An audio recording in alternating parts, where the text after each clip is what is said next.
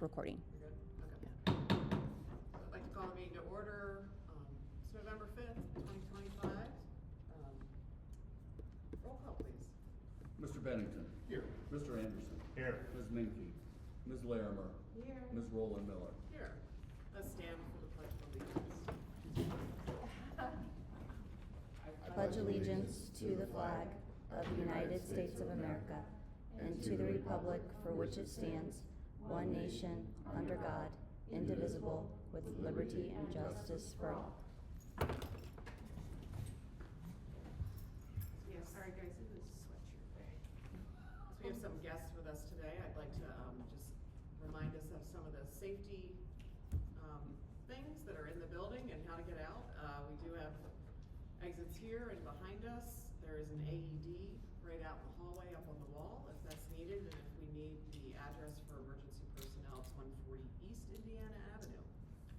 I'd like to adopt the proposed agenda. There was the addition in 5.1 that we need to consider based on some timing issues. So moved for adoption. Second. Mr. Bennington? What? Oh, so, Mr. Anderson, sorry, I was trying to figure out what else to do. No, we can do roll call, please. Roll call, please. Mr. I'm Bennington. gonna drink more coffee. Yes. Mr. Anderson. Yes. Ms. Larimer. Sure. Ms. Rowland Miller. Yes. Before we move into 3.1, I think take some time to step back and celebrate a little bit. It's just a relief to have yesterday behind us and to have the approval from the voters that so many people, I am really thankful for the volunteers who really did stand up and walk around and talk to people over the last couple months. Dr. Anstad, thank you for all of your work as well as the staff's work to get out the correct information about the levy, and I'm just really thankful that the community has shown their support for the education that we provide here. So I don't know if anything else, but I'm just really grateful this morning. Everyone just relaxed. I mean, really grateful, right? The community saw the need, they came to, and it's outstanding. Thanks to everyone. And as I said to some people for the first time since I've been on the board, hopefully we won't be talking about 11 for at least, a couple meetings. That would be nice. All right, we have, today we had to make a change in the agendas. We were informed based on some availability of the staff. And so we've switched some things around to do the normal enrollment date update of this work session. And so this time I'll turn it over to Dr. Hensted. And I will turn it over to Mrs. Price. We're going to give you a preliminary enrollment update. This is kind of our, once we get through October, this is our look back at how we're doing, what we're doing, who's growing, where we're growing. It's kind of an interesting look.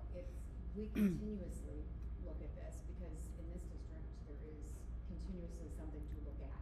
So it's not a stagnant number all year. So Mrs. Price has a great presentation for us this morning, so I'll turn it over to her.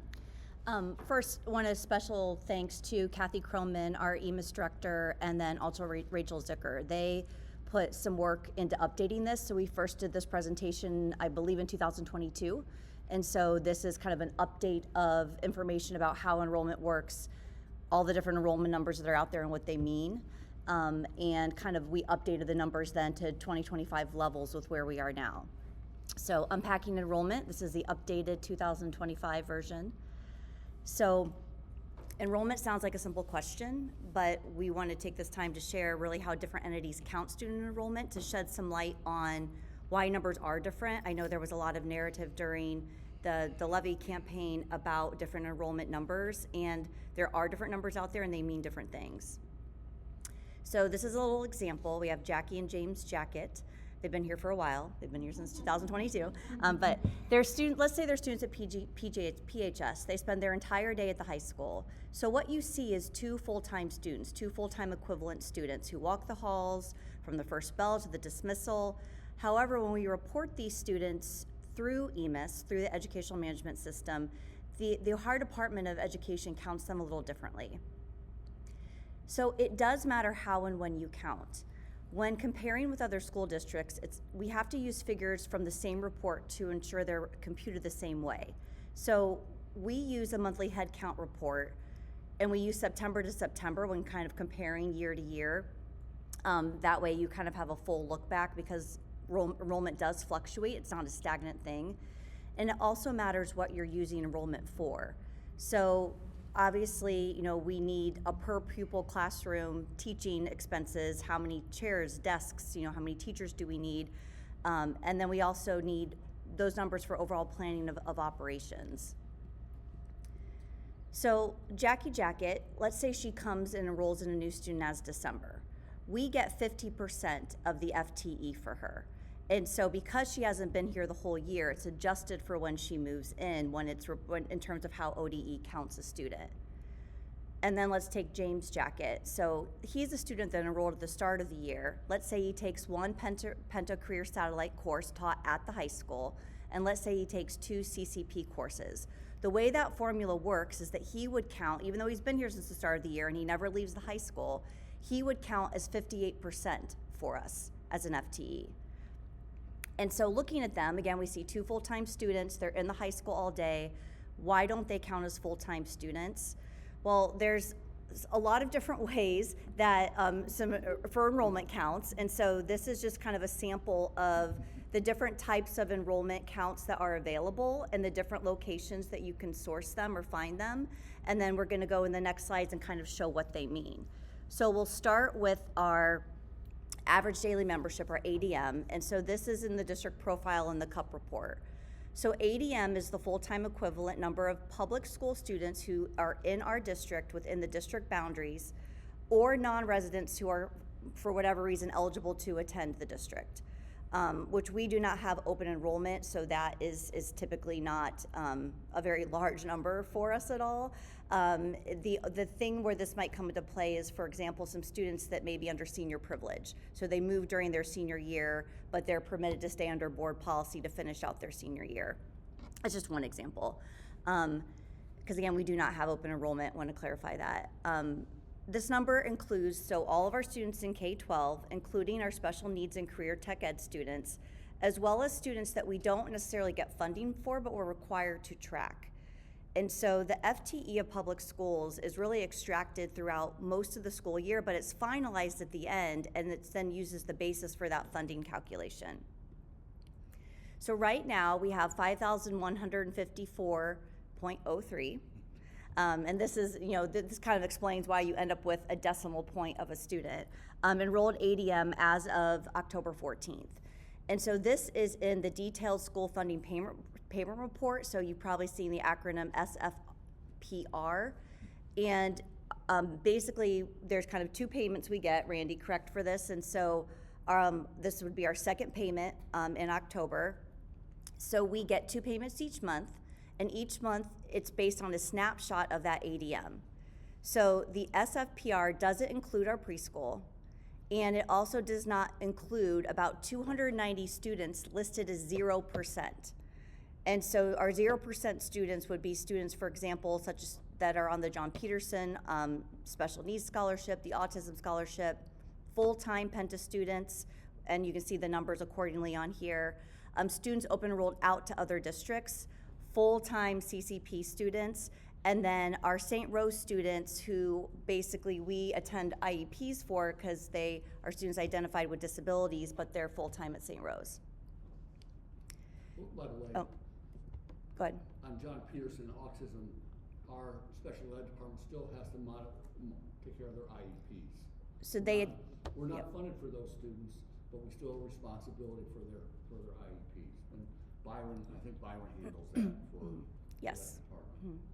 Well, really, other than our open enrolled to other school districts, we have some touch with all of these kids. Even if they're full-time college credit plus, they're still going to graduate from Perrysburg High School, so there's still counselors, there's still other things. So I think it's that 290, they're listed at 0, but we do have responsibility for them. So what does this mean? So the Ohio Department of Educational Workforce funds classrooms teaching with dollars delivered through the SFPR. They count that way because they need to in order to accomplish those payments. Our head count report tells us not only all the students who need to be educated in our classroom, but also those whose records we maintain, as well as students not in our classroom, but like to Randy and Katie's point, students that we still are required to make sure that they're getting their services. And so we count that way in order to accomplish that task. So how many students never leave the high school on a typical school day but are considered less than 100% of the time, according to ODU's ADM, because they're either at Penta or they're taking Penta courses or CCP classes that are taught within our high school buildings. So right now we have 265 students that are enrolled in one or more Penta satellite classes at the high school. So they're in our high school all day, but they're less than 100% on Ohio Department of Education and Workforce's counts, but they never leave our building. We have about 221 students as of October that are enrolled in CCP classes at the high school with our teachers that are teaching those courses. In addition, none of the preschool students are included in that SFPR, but they're obviously in our classrooms at our preschool. So even when students aren't calculated in the state's ADM, there are many occasions where we still have to have seats and chairs and teachers for them. So the Penta, if a child is enrolled in one class, say, the teaching professions, they are not in there. They are Not just- counted as a full they're not 100%. counted as a full 100%. So it's whatever percentage they're attending. Yep. And it's an important distinction. People go, why do you wanna do that rather than send them up to Pennant? Because then we get them for their academics, right? So we're gonna get credit for their academics and we have more control. I mean, with graduation rates, they go up to Pennant for everything, we lose control over, that kind of thing. So it's Plus the incenting number for, of students too, like Yeah. marketing is a very popular program Yeah. for us. And our kids don't necessarily wanna leave campus and go to Penna for that, but they do wanna get that experience, so. and one of the changes we made with tuition-free all-day kindergarten, once we went to tuition-free, all those students were counted 100%. If we're charging tuition, they're only counted half, even if they were full-day kindergarten, right? So that helped our funding situation. That's why we made that proposal. Can you just provide a couple other examples of the classes that are satellite classes? I mean, are there core academic classes that are considered satellite classes for Penta There's not students? core academic classes at So the high it's- school. Marketing, Yeah. teaching Maybe another professions. business. Jeff Mhm. Kriegels, Jim Yeah. Kriegels Yeah. would be, and then the CBI with Matt Kriegel. Yeah. Mhm. So this slide you've seen in other presentations before. We've updated it to add this year's kindergarten enrollment, but this is kind of that snowball effect. So you can see the incoming kindergarten classes at the different years, and then what their current enrollment now and what grade they're in. So this year, our kindergarten enrollment's 355. Last year at this time, we were 346. So, somewhat similar there. But you can see in 24-25, when we were at 346, now by the time these kids are in first grade this year, they're at 357. And that trend continues. If you look at 2013-14, there were 347 incoming kindergarten students. When that class graduated, there were 424. So you can see that snowball effect repeats kind of year after year. We pick up students along the way, along their educational career, so that class is bigger by the time that they graduate. There's never a case when we don't do that. So, I mean, you can see in That was what every I was just single gonna say. situation, Yeah. there's nobody that's holding steady. No, there wasn't a certain year where, gosh, when they came in the class in 1920, they didn't grow. That class still grows. So. Um, There it is, grab. So this is a graph showing the initial kindergarten enrollment and then our current enrollment of those classes. You can see that trend tends to repeat itself for the past several years. So this is our September head count. So you can see back from 2016 till now and what that head count is. So this is kind of the noses in seats. So currently we're at 5,645, but if you look back to 2016 where we were at 5,129, we've grown about 10% since 2016. So it's 516 students. So again, to put that in perspective, that's about not quite the number of students at Fort Meigs Elementary. Fort Meigs is currently at 547. And so you can see this current year, there is a dip, and if you look back on this slide too, you can see last year, 5,817, this year, 5,645. So you can see this is kind of graphically showing what our enrollment's done since 2016. Some other things that go into that head count are our other special services. So again, these are students that aren't necessarily in our buildings all day, like John Peterson or Autism Scholarship Wood Lane, but they are students we're required to basically ensure that they have IEPs written, they have evaluations done, and they have, they're getting this, their services are being written so that they're receiving what they need to close those gaps. And so you can see the other services enrollment head count over the years. Obviously, there has been an increase. 2021, we were at 106. We're up to 159. Where does homeschool get counted? So we'll see that in a different slide. So this does not include homeschool or Penta. So the other services does not include that, but it does include students who essentially we are required to ensure that their services are being written, and our special education department really does a great job of making sure all of that's managed, because essentially, you're looking at this caseload, it's over 150 kids. So it's a lot of kids to manage. Are JDC kids in that number? JDC would be, I believe, in that number too. So any court-placed that are, And it's important to note because like Wood Lane and JDC, we pay for that. mhm. They're not in the district, but we pay for those students in those placements. Well, and can you give them an idea of how much JDC costs a day? I just saw an It's- invoice the other day, because we got 5 kids in JDC right now, and it was like $10,000, so. Total or per student? Total, Total. but that's for that invoice, whatever that period was. I have to look at the exact invoice. It's expensive. So this next slide, Even Wood Lane, though. this next slide is our homeschool numbers, and you can see how those have changed over the years. And so we're currently at 176. It's about 10 up from last year at this time. But you can see that trend over the past, a little over the past decade, that there has been an increase in that. So back in 2016, we were at 69, and now we're at 176. And Go ahead, sorry. I was gonna say, we're required to essentially ensure that there are intent to homeschool declarations essentially made. We no longer, with some of the homeschool ruling changes, our curricular department no longer reviews what someone might be doing for a homeschool curriculum. Basically, someone just has to tell us they are declaring their intent to homeschool, and we send them a letter acknowledging that, and then we document that accordingly.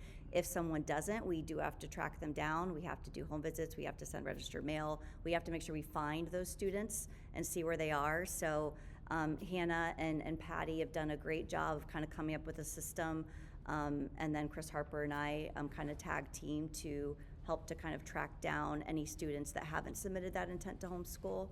So I'm happy to report we're down to one we are still looking for. So, but that's 176 kids to ensure that you're finding and making sure you know where they are and that their intent to homeschool has been completed. And correct me if I'm wrong, those kids, if they want to participate in extracurriculars in the district, Yes, they're able to. Mm-hmm. Yeah. So are they then included in the ADM number since they're? No. Okay, so that's where I'm confused. All right. So The ADM number was the one that included even kids that are in our district but not necessarily in our buildings? we're the homeschool I do not believe counts in that total. So At one time, Yeah. at one time, well, before the recent changes, remember, they look at your ADM, how many students lived in the district, Right. right? And That's if where you I'm had getting caught up 7,000 at. students and 1,000 went out, dollars came into the district and dollars went out with those students, right? So we get, let's say, Perrysburg got $1,500 per student, and then $6,500 would go out. So if you're negative open enrollment out, essentially, well, then when they changed it with the Fair School funding formula, you get funded for the students in your buildings, not the ones who have left, and that goes directly. So, if a student is open enrolled to Eastwood, the money doesn't pass through us anymore, it goes directly to Eastwood, so they're not counted as in our residential numbers anymore. So So they're just counting students that we should be educating. And then these are the Pent Career Center numbers. So you can see that we're up there as well, so 145 students. There's been some fluctuation over the years, but back in 2016, we're at 108.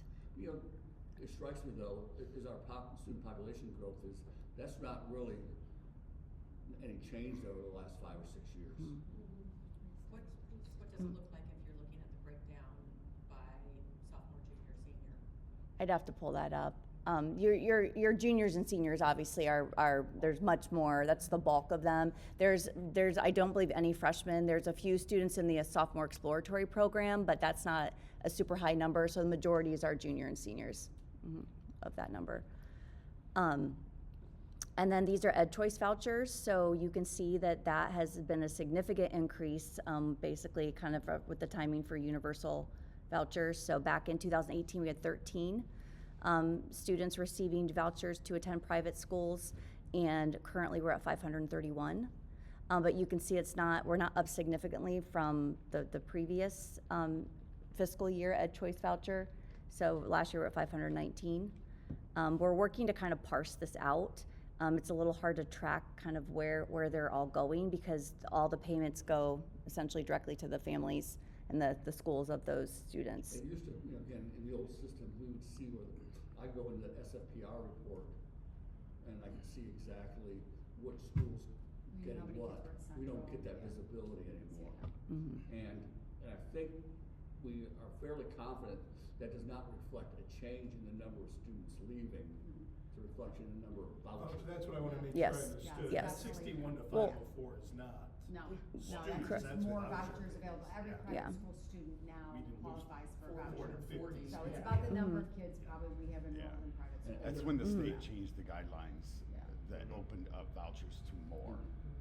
You can tell the year exactly that happened. Going to students that were already going, I mean, parents were people who make already 7 paying. times the poverty rate still get a Still get- voucher. still get So, money. yeah.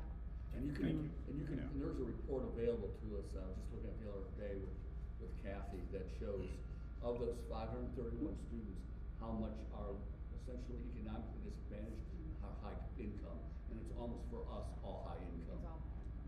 I mean, and that's a statewide trend.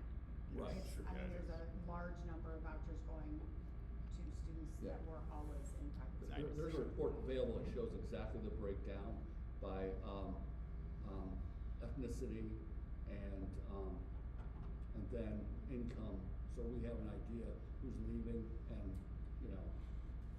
But these payments are going to the families and not to the school? They go to the Go to the they go school. directly to the school. Yeah, they go Oh, directly to the Yeah, school, but and- counted by the Number of kids families. that are there. And like I said, there's no income eligibility for it. Everybody qualifies that's in a private school to get something. get something. What happened with the rules between like 20 and 21 because of that jump that you can see? Well, vouchers increased every year. So Okay. vouchers have increased, since the inception, they kept increasing the number of availability and the rules for them. So initially charters, right? So they might be charters, could be sort of School for the Arts, could be, right, could be some of that. And then there were more available, and so that dial moved on who was eligible every year also, and the number of them, so. And And does certainly this the schools are encouraging them. Does this include John Peterson? Is that what this is? This Or is is- this separate from that? These are Ed Choice. I think This- these are this just is separate. choice. So Yep. John Mhm. Peterson are separate, yep. So enrollment trends, we're continuing, like Dr. Anstat mentioned at the start, to study student population growth over time, the impact, again, such as issues like we were just talking about, the ventures, homeschooling trend, or vouchers, homeschooling trends. Really looking at how this involves long-term growth. We kind of saw that recent fluctuation.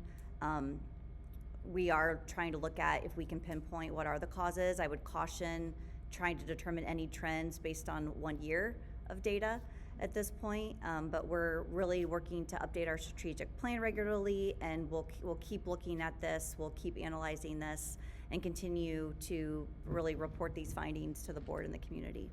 Do we look at birth rates? So we do look at that, and what we found, and Randy and Katie, you can correct me if I'm wrong, but they use, like the Wood County birth rates, but that's not necessarily what happens in terms of the growth in Perrysburg. So we have a lot of people in Perrysburg that when they start school in Perrysburg, they weren't necessarily born in Wood County. So we have, a lot of students that are here, their families are here, but they weren't counted in the birth rates because they weren't here when they were born. And So. the way to break it by census block does not work.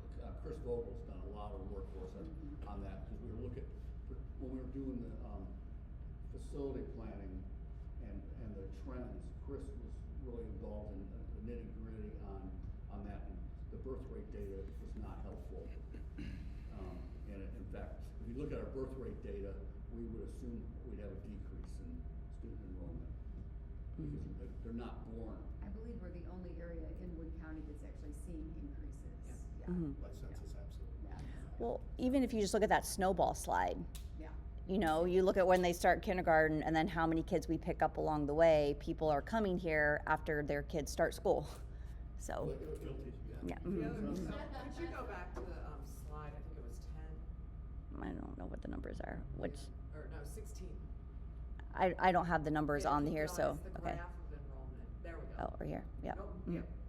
So I think one of the things when you talk about not just looking, because I do think there is conversation in our community about our enrollments down this year. But if you look, the last time we had a dip in enrollment was the last time we had financial levy challenges. In 2019 is when things got very tight and tense, and people kind of held off. I mean, again, I think there's a lot of reasons that dip is there, but I would expect with the passage of a levy that people will have confidence in our community again, and that line's gonna start I to think our real go back estate up. agents were kind of Yeah. hinting to us that things Yeah. are moving very slowly. I think they're celebrating right along with Yeah. everyone else today, so, yeah.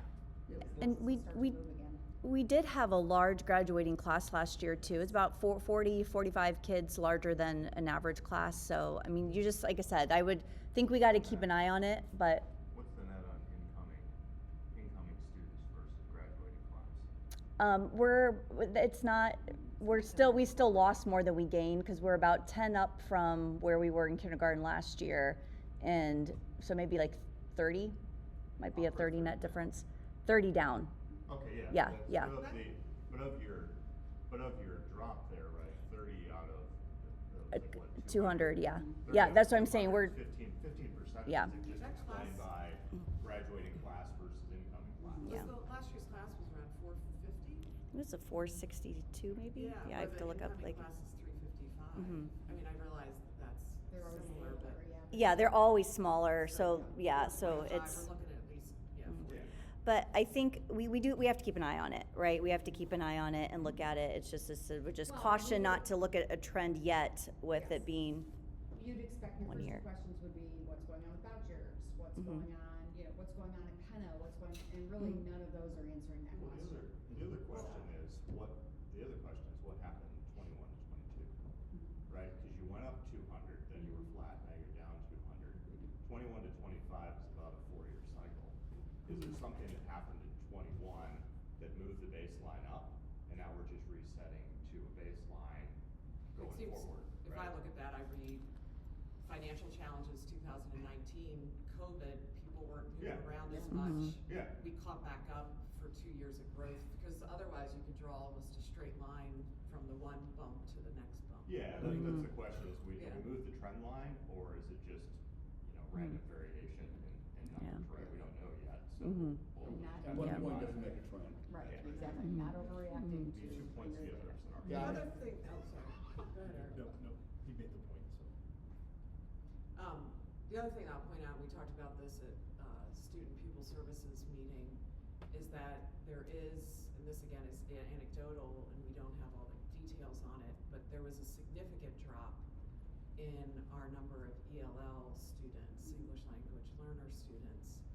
And there is a sense that with some of the immigration policies that some of those families may no longer live here, that there may be some choices that are being made there, because it was almost a 35% drop in our number of English language learners. So that can also, some of that, again, I think it's about 20 different things that probably make up that dip. The other thing I just wanna, so the trends, I think, of this are interesting. I think the other thing that comes out of this for me is, once again, the number of requirements that we have, I'm gonna call them state mandates because we like to use that language, that we have that cost us administrative time, staff time, counselor time, that we're not funded for. I mean, whether it's, some of the Penta students that are in our buildings that we're responsible for while we're there, but we're not being funded for them. All of the tracking we have to do of students that are not actually within our buildings. And again, we're happy to serve all of our students, but it would be nice if we were funded for that work as well. So I think I didn't realize how many different spots you could say that through this presentation. So. So stay tuned. We will, like I said, kind of Keep digging. keep looking at it and keep track of it. But I do think it's just important to clarify there are different numbers out there, but there's a reason why those different numbers are out there, and they're used for different things. So it's not. No one's trying to it is, and it is confusing. It is, those formulas used are confusing, and there's a lot of information out there, but there's a reason why some of those numbers look different. So One thing that might be good for this or for future things is to talk about how we use the different numbers within our planning processes, because I would think from a facility standpoint, it's number of noses in buildings every day is the number that matters. Percent FTE allocation calculations don't matter. You gotta have a seat for every 0.5 person. still needs a seat. yes. Yeah, Mhm. so that Yep. might help with. Yeah. You can't get them to have a chair. Yeah.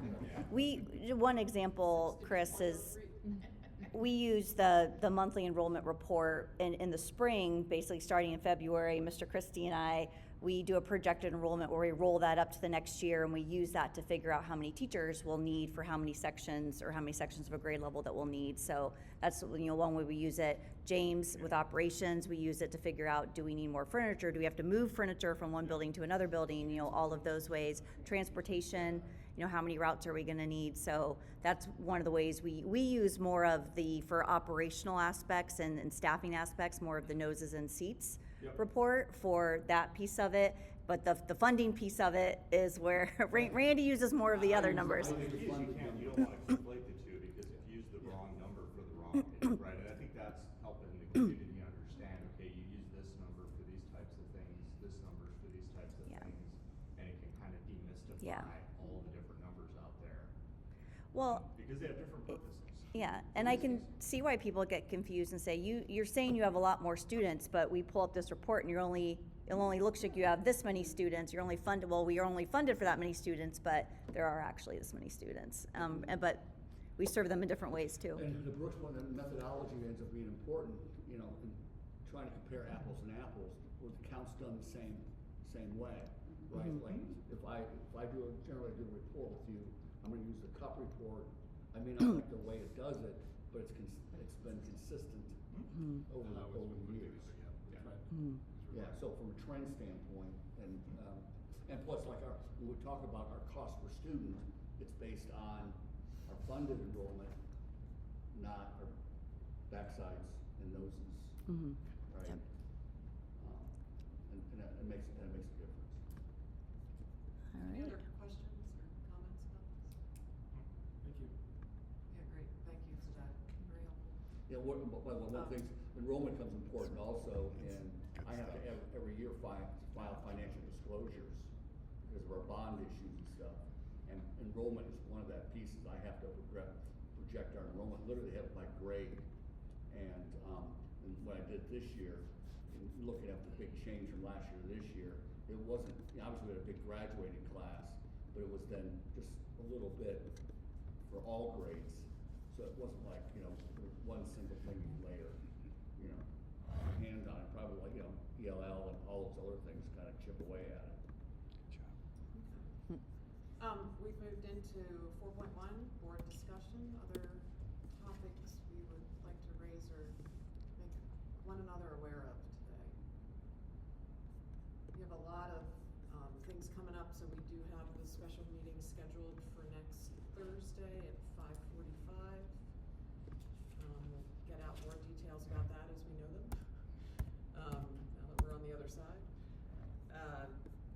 we are, I'm just gonna put out there we will need, probably another special meeting between our regular meeting this month and the work session, in order to meet with which of the firms that we select, so that we can keep the ball rolling based on their timelines.